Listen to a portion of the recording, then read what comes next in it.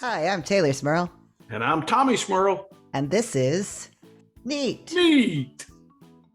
Are you excited, Daddy? Are you excited to raise the dead today?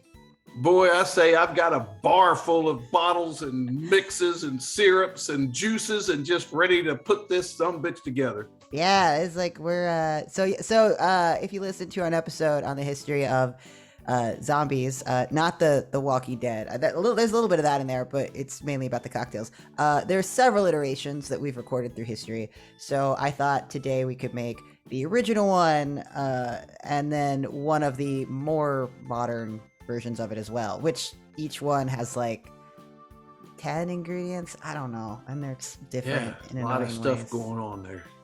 This kind of bartending I have a lot of respect for because it's just so much memorization. Like I'm good memorizing like a 5 ingredient build. Like I'm impressed with myself. I can't imagine shoving this stuff into your brain like in mass. So kudos to everybody that does that for a living. Yeah, kudos to anybody that would already have this stuff on hand to make one up without going to the grocery store and shopping. Yeah, a lot of these tiki drinks, like if somebody orders one at the bar, it's like even if I don't know what's in it, I know I can't make one for you. Unless you're at a bar that is stocked specifically for that, you're not gonna have it. Yeah, really. But hey, we have it today, so great. All right, so the first zombie we're going to mix up is the original Don's 1934 recipe as deciphered and recovered by Beach Bum Berry. So that's, the one with the secret spice ingredient. We've got our Don's mix in this, that grapefruit cinnamon syrup, along with so many other things. So we'll just get right into it. We're going to be shaking this. The original recipe does say that it should be frozen or blended. I've seen it done both ways. I prefer it shaken, so that's what I'm going to do. So, yeah, I want to go along with that too. Yeah. All right. So we're going to start with 3/4 ounce fresh lime juice.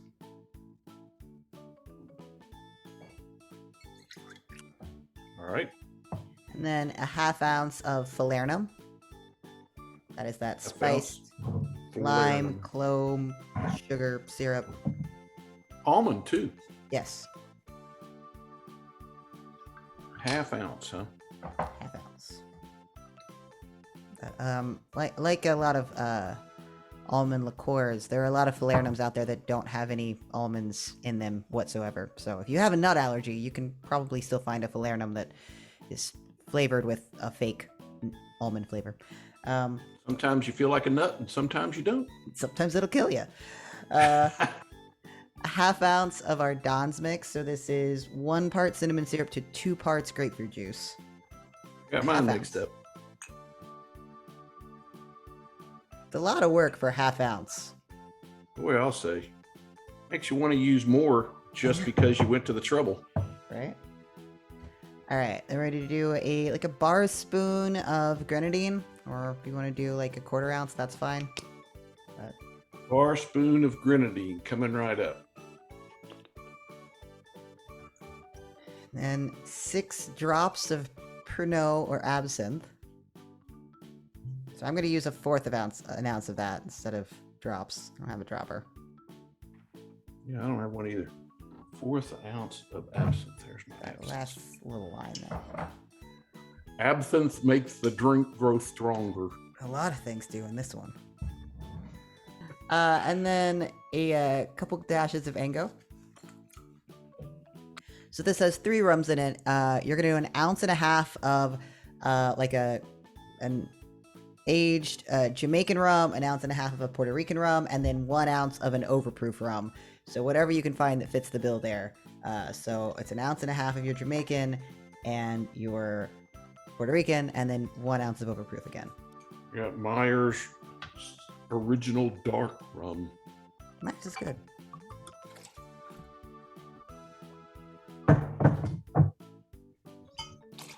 I got what is that? Cruzan or Cruzan? Cruzan, I believe.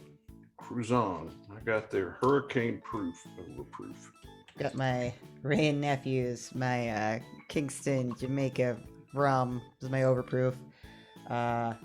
This is significantly approved. This is 53 or 63% alcohol by volume. So it's massive.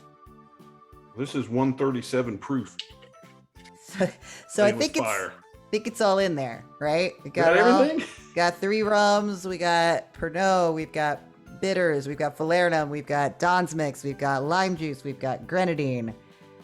There you go. It's like I say all that, and even within that, the Don's mix is 2 other things. So it's just all. So let's shake it up. The ice melted in the time it took to do that. Yeah, I'll say.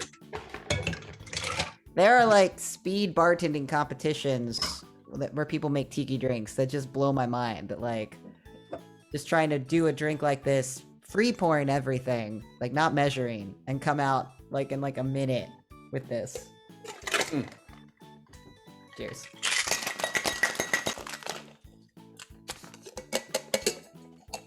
All right, now I'm gonna use my little Yoda mug here. If I had crushed ice, I would put this over crushed ice. I'm just gonna break a couple cubes in there. All right. Well, you worked for yours. I just got mine from the fridge. Oh, it's all right.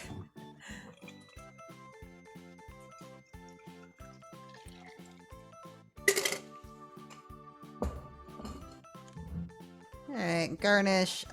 Traditional garnish is a mint sprig. I'm gonna use a little umbrella because I had it. There you go. Cute. Well, I should have stuck a grapefruit on there. I had plenty of those left. Well, cheers. Cheers. Here we go. First zombie ever. Real zombie. Yeah. Now you can feel the smoke in there.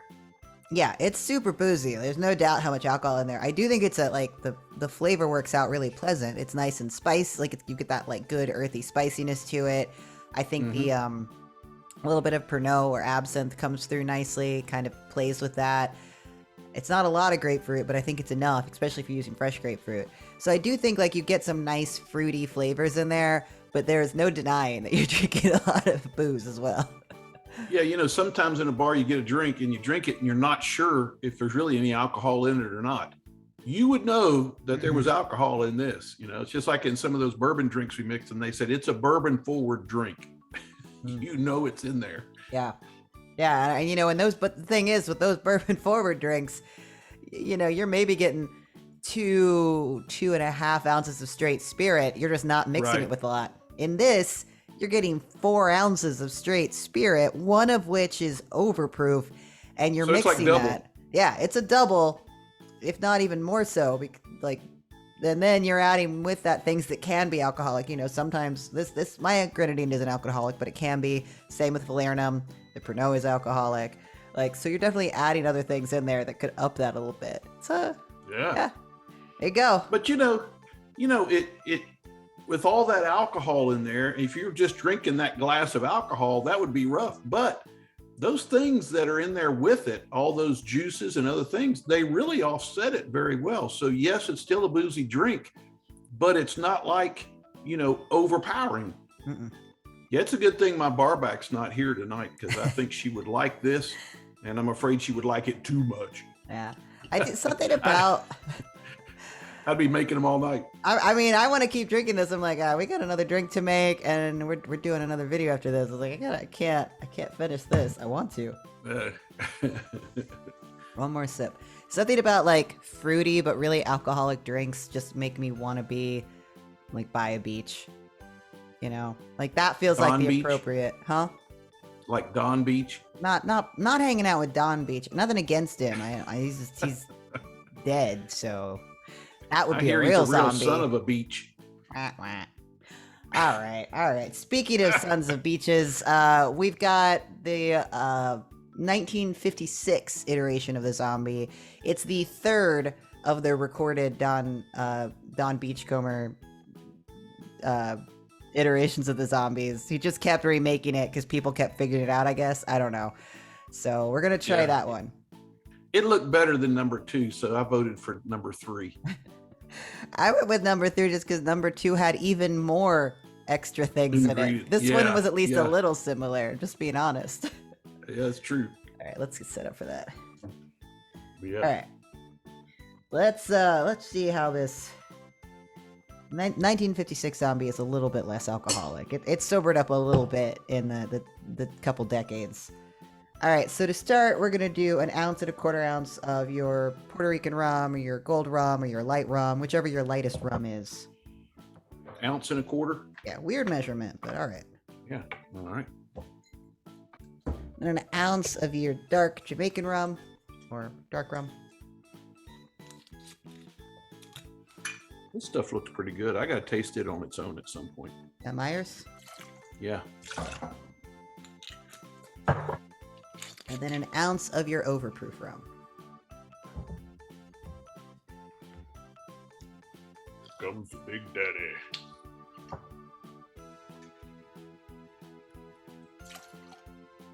All right, so this one's just 1/4 ounce of falernum, so just a little bit of that falernum. And then 3/4 ounce maraschino. The few times I've seen this particular recipe transcribed, a lot of people do less because maraschino can be kind of overpowering. This, once again, is the original recipe, calls for 3/4. I don't really like drinks that are heavy in maraschino, so I'm gonna do 1/2 in mine, just so I'll drink it. Well, I'm gonna try the 3/4 just to follow the recipe. Yeah. 3/4 ounce lime juice. 3/4 ounce lime juice. 1/2 ounce grapefruit juice. Ounce grapefruit juice.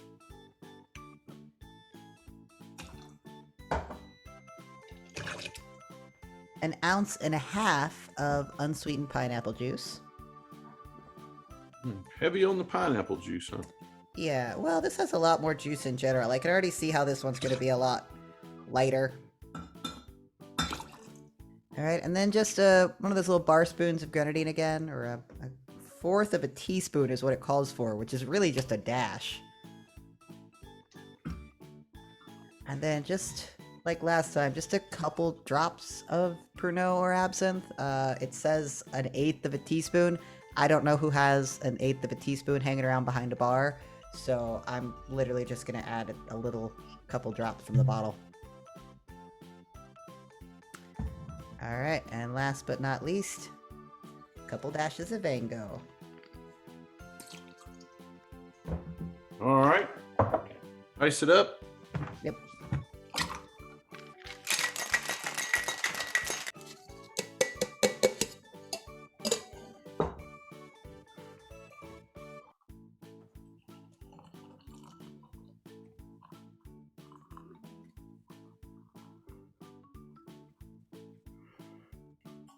Still coming. Get every drop.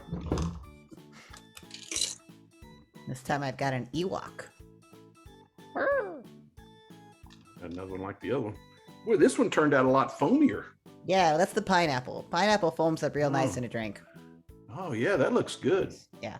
It reminds me of those old Jellos you may not remember, but you used to make them and they would settle in 3 layers. It's like Jello at the bottom, creamy at the top, and almost like a white whip on the top as it made that would settle that way. I forget what they were called. Like an aspic? That sounds very like 60s or 70s. 70s, yeah. Yeah. Huh. Well, cheers, Tate. Hey, zombie number 2. Zombie number 2 down the hatch. I like that one better. Yeah. I mean, right off the bat, it's not that much less alcoholic. You've got 3 ounces of booze here. Well, 3 1/4, opposite 4. But you do have that maraschino in there that's adding a little bit of booze. So it's not that different alcohol-wise. It tastes much less alcoholic. I'm kind of mixed on how I feel about very pineapple-y drinks. Sometimes I don't like pineapple in a drink, but I think in this case it's really nice. It is adding that nice frothiness, and the flavor is playing really well with everything else in there. It's just, this is a lot fruitier and refreshing than the other one. Yeah, I'm not a pineapple fan at all. I don't eat anything pineapple, including pineapples. But this is a good drink because it doesn't taste pineapple-y. Yeah. I don't feel the heat or the spice like you got in the first one. And this is a nice, refreshing drink. I'm afraid I could drink several of these and get myself in trouble. Yeah. the whole thing just rounds out to a nice, refreshing drink. It'd be a good breakfast drink. Well, not good in many senses, but tasty. Maybe like Christmas morning. No, that's not bad at all. But you're right. I can feel by now that they're starting to kick in. Yeah. That's interesting. I think that between the two, the flavors in the first one appeal to me more, but I think the second one plays a lot more balanced for me. Mm-hmm. And I mean, he kept remaking the recipe. Maybe it was for a reason. I don't know. Yeah. So. Yeah, it's definitely not as boozy tasting. Yeah. Now, he did have a rule at his restaurant that you could only have one zombie. So we've already broken that I thought rule. it was two. Oh, that was right. That's two. Yes, you're right. You could have two. You couldn't have a third, but you could have two. All right. So we're still okay. We're okay. Don won't come get us. The ghost of Don won't show up at the door and be like, you broke the rule. And you shared my secrets. You drank 3. He's the king of zombies. That's not the person you want to piss off. No, don't piss off the king of zombies. No. He's probably one of those fast walking zombies too, and I'm scared to death of those guys. You think so? Yeah. I don't know. Alcohol's a sedative. Alcohol's a downer. I don't think he'd be very fast moving.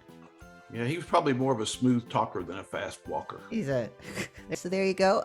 If you're curious about more information about the zombie cocktail or zombies in general, you should listen to the podcast episode all about that we did a couple weeks ago.